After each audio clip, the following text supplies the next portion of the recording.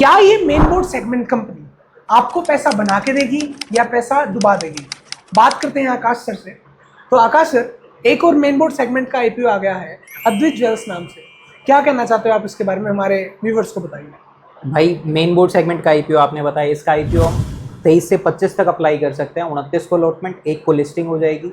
2019 में बनी company mainly jewellery manufacturing का काम करती है, जिसके अंदर ये कुंदन, पोल्की, डायमंड और स्टडीड पीसेस तैयार करती है। राम भजो नाम का इनका ब्रांड है, उसके अंडर तैयार करती है।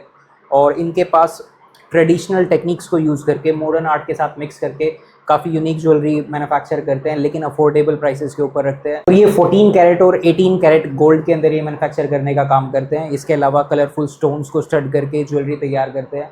इसकी मैन्युफैक्चरिंग फैसिलिटी भाई जयपुर के अंदर है, जहाँ पे इसके पास मॉडर्न मशीनरी अवेलेबल है, जिसके अंदर फॉर एग्जांपल 3D प्रिंटर्स हुए और हमारे कास्टिंग मशीन्स हुई। कंपनी B2B और B2C दोनों ही मॉडल के ऊपर ऑपरेट करती है, जिसमें B2B में ये डायरेक्टली डीलर्स को सप्लाई करती है और B2C में डायरेक्ट ये कस्टमर तक रीच करती है। तो ये जो कंपनी है वो मार्केट से कितना पैसा उठाएगी और इसका प्राइस बैंड कहाँ से कहाँ लाई करेगा?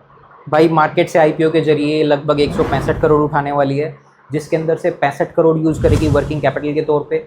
इसके अलावा 65 करोड़ और यूज़ करेगी अपने डेट रीपेमेंट के लिए, बाकी जनरल कॉर्पोरेट एक्सपेंस के तौर पे।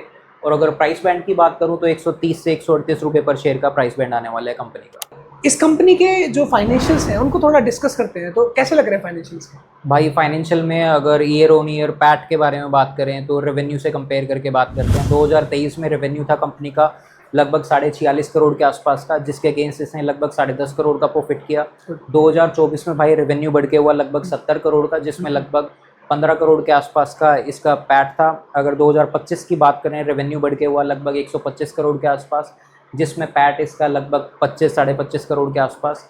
और दिसंबर 2025 तक अगेन इसने 125 करोड़ के आसपास का रेवेन्यू दिखाया, जिसके अगेंस्ट फिर से 25 साढ़े 25 करोड़ के आसपास का इसका पैट था।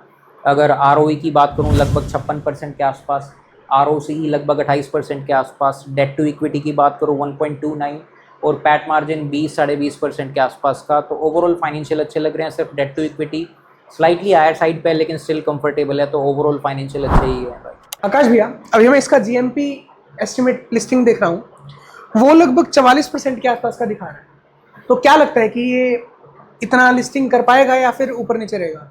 भाई फाइनेंशियल हमने देख लिए, ठीक है, कामकाज ठीक है कंपनी का। वो सब देखते हुए भाई ऐसा लग रहा है काफ़ी लंबे समय बाद कोई एक अच्छी मेन लाइन आईपीओ हम लोगों को देखने को मिल रहा है। लेकिन जैसा आपने बताया GMP अभी 44% के आसपास है। इतना तो मैं एक्सपेक्ट नहीं कर रहा हूँ, मेरी एक्सपेक्टेशन है लगभग 25 से 30% के आसपास। तो भाई मैं अप्लाई तो करने वाला हूँ, लेकिन एक्सपेक्टेशन मैंने बताया लिमिटेड ही है। आप अपना एनालिसिस करो, उसके बाद ही कुछ डिसाइड करो।